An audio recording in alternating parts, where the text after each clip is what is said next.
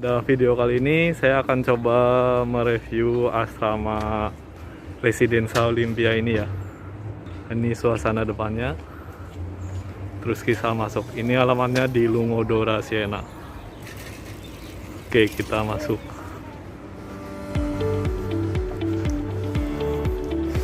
Ini masuk sini. Kalau yang baru nanti harus ngurus di resepsionis. Kalau saya karena udah ada, tinggal jalan. Ciao. Ya, di asrama ini dekat resepsionis juga ada beberapa vending mesin ya. Kayak minuman soda-soda gini. Kemudian ada snack-snack. Dan juga ada vending mesin untuk cafe. Jadi lengkap di sini. Dan kita juga bisa ngeprint di sini. Kalau bingung bisa tanya resepsionis. Ya, layanan printnya juga bayar, cuma nggak terlalu mahal harusnya. Oke, kita lanjut masuk ke dalam.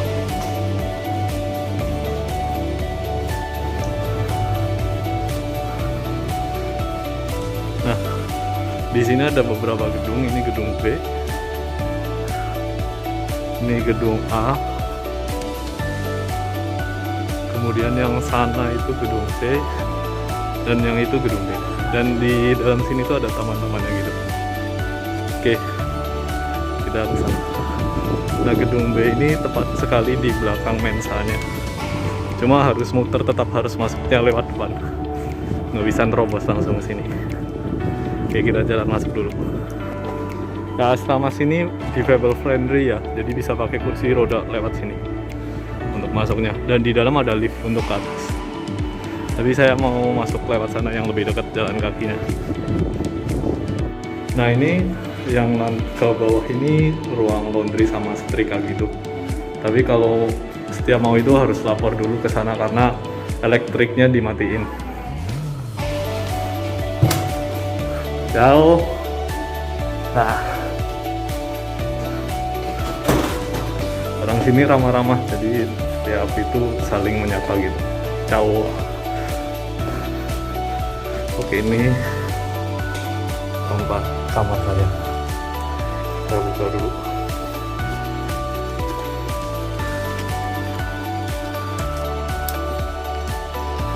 Nah, ini kuncinya.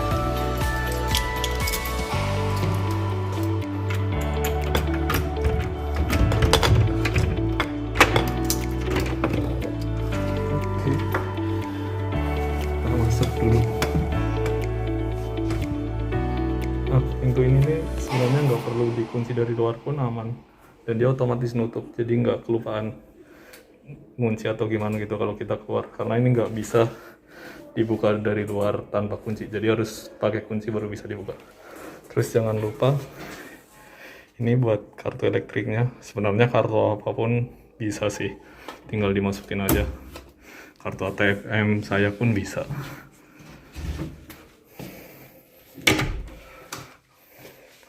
Oke, nah di sini ada apa aja? Pertama, ini ada rak sepatu, ini bagus banget. Oke, kemudian itu ada gantungan baju, jaket gitu. Oh ya, dan di sini di atas sini ada lampu satu, dan kemudian ini lampu utamanya di sini. Itu lampu utamanya.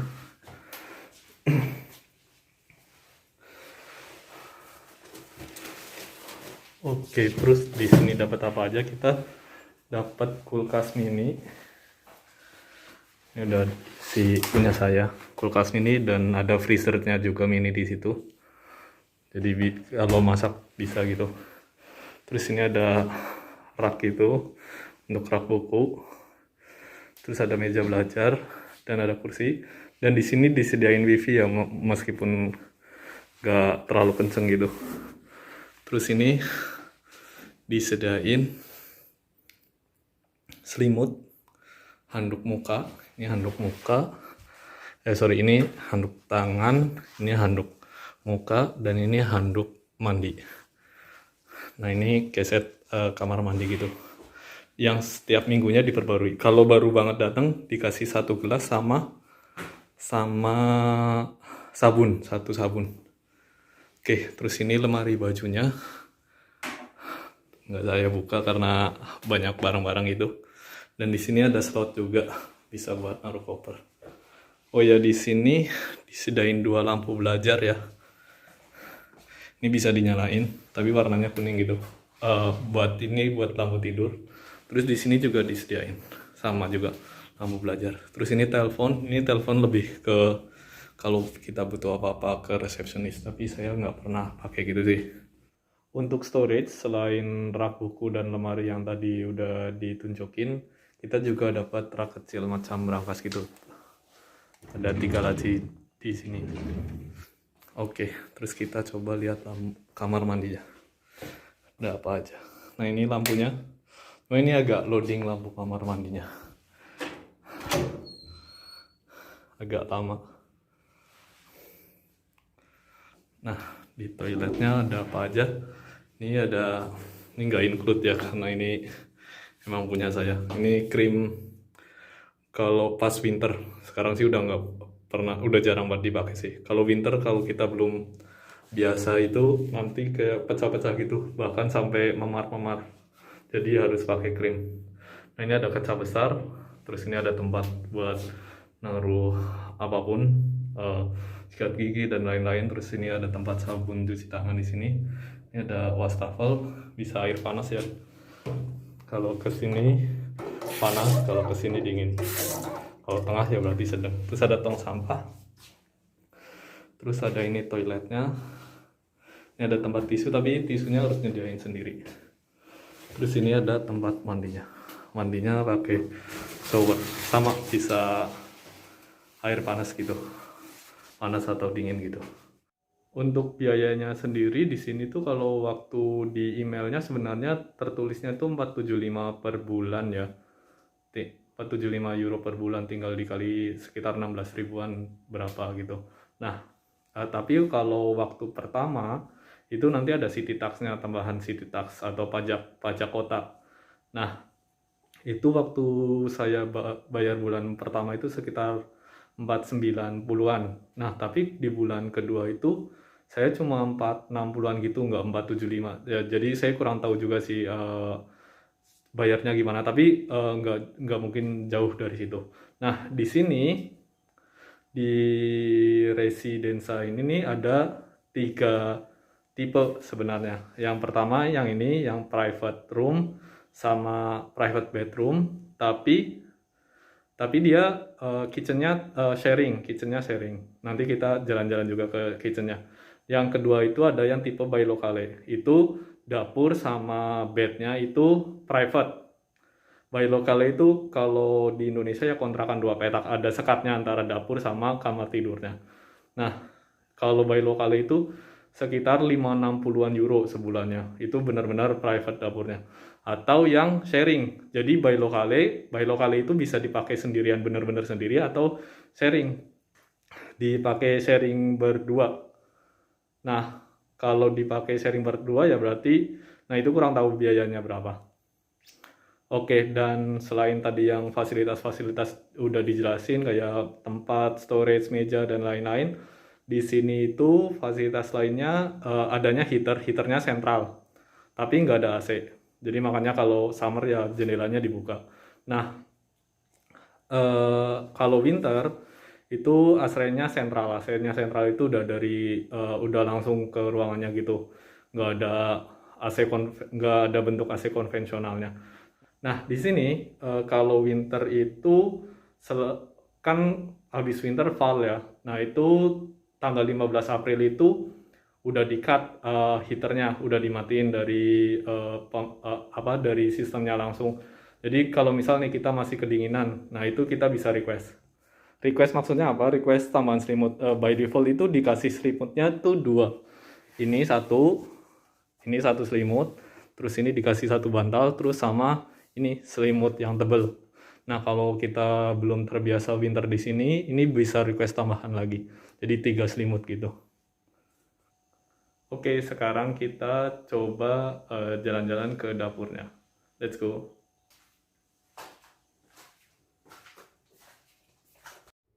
Nah, yang kayak tadi saya udah ceritain, ini tuh nggak perlu dikunci pun nggak apa-apa ya, karena nggak mungkin dibuka. Jadi bukannya harus pakai kunci, tapi konsekuensinya itu berarti kalau keluar kuncinya nggak boleh ketinggalan di dalam. Kalau ketinggalan di dalam ya berarti berabe, harus lapor ke resepsionis untuk pinjam kunci cadangannya sebentar. Nah, di sini tuh tiap lantai dapurnya ada 2, jadi itu ruang tengahnya, nanti kita review juga ruang tengahnya itu ruang belajar, ruang nongkrong itu. Jadi separuh ke sana dapurnya ada di ujung sana, nah separuh ke sini dapurnya ada di situ. Nah, dapur saya ada di situ. Oke, kita ke sana. Nah, ini kita masuk ke dapurnya. Nah, kalau malam kita nyalakan lampunya di sini. Ini untuk nyalin lampu yang di sana. Terus ada apa aja. Nah, sebelum kalau mau masak kita harus nyetekin saklar yang di sini. Ini otomatis nyalain electricity 1 jam gitu.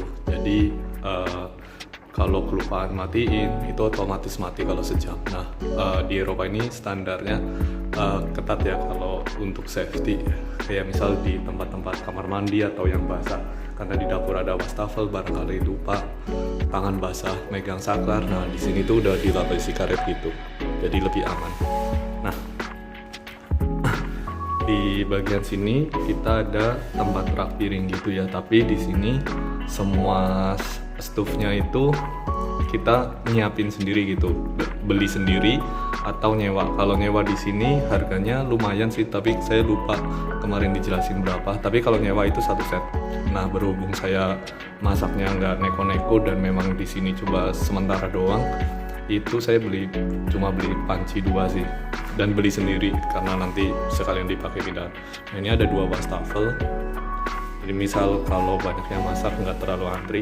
Terus di sini ini ada keran minum, jadi nggak usah beli minum ya, nggak bisa beli air mineral gitu. Nah, ini tempatnya untuk motong-motong dan lain-lain.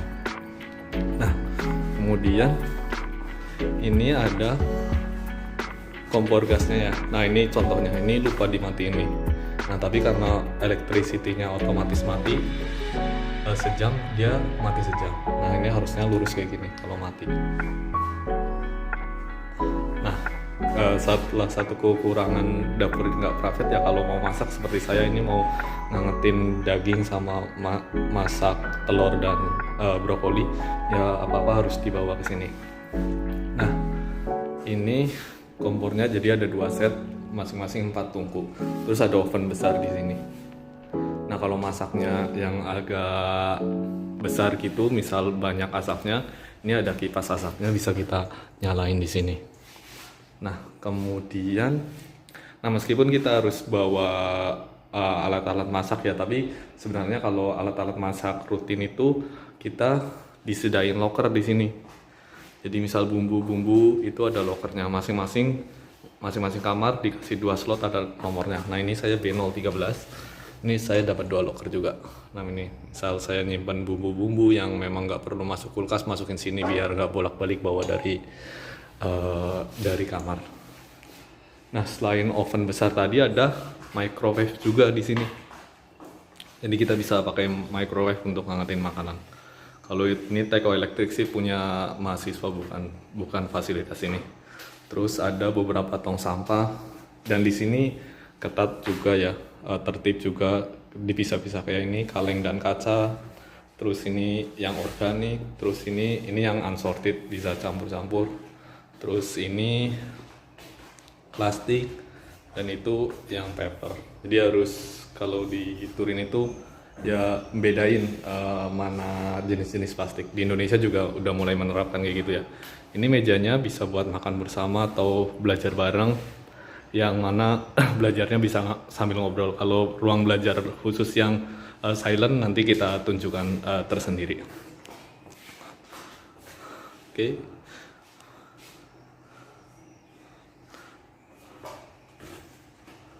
Nah, kurang lebih itu untuk dapurnya. Mari kita ke ruang belajar yang tadi saya sebutkan.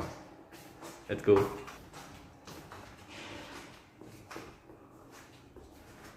Nah, ini untuk ruang belajar yang di tengah-tengah asrama ya, setiap lantai ada ruang santai, sofa gitu. Jadi bisa ngadain small party ya, meskipun dilarang sebenarnya, tapi asal nggak keramaian dan mengganggu yang lain itu nggak apa-apa. Karena kebanyakan orang-orang sini suka party gitu, merayakan hal-hal kecil bersama teman gitu. Oke, nah di sini ada meja belajarnya ada 2, dan itu kayaknya lebih ke alat gambar sih, cuma nggak pernah dipakai sama saya. Nah di siap sini ada colokannya. Nah kalau di sini bisa sambil ngobrol untuk belajar di sini.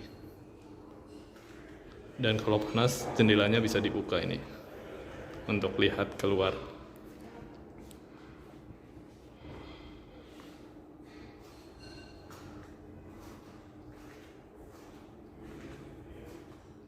Untuk ruang belajar yang silent itu ada di dekat gedung C, jadi kita harus keluar dulu. Oke, ini ada beberapa meja gitu. Ini di sini sangat sepi ya, karena jarang yang belajar di sini. Oke, kurang lebih seperti itu untuk asrama di sini. Itu Masya Allah sangat nyaman sekali ya. Dan di sini kita bisa bawa teman. Kalau resepsionisnya bilang maksimal 2. Kalau misal mau belajar bareng di sini. Nah, tapi syaratnya mereka kalau teman di luar penghuni sini, mereka harus ninggalin ID card di resepsionis, baik itu ID card mereka kayak KTP atau SIM mereka atau paspor dan lain-lain seperti itu. Nah, yang paling enak di sini itu kita nggak perlu, meskipun mahal, kita nggak perlu bayar deposit bulanan gitu. Jadi tinggal perbarui per bulannya tiap awal bulan maksimal tanggal 5. Kalau mau live ya tinggal bilang mau live gitu. Oke. Demikian video kali ini untuk pengalaman asrama saya.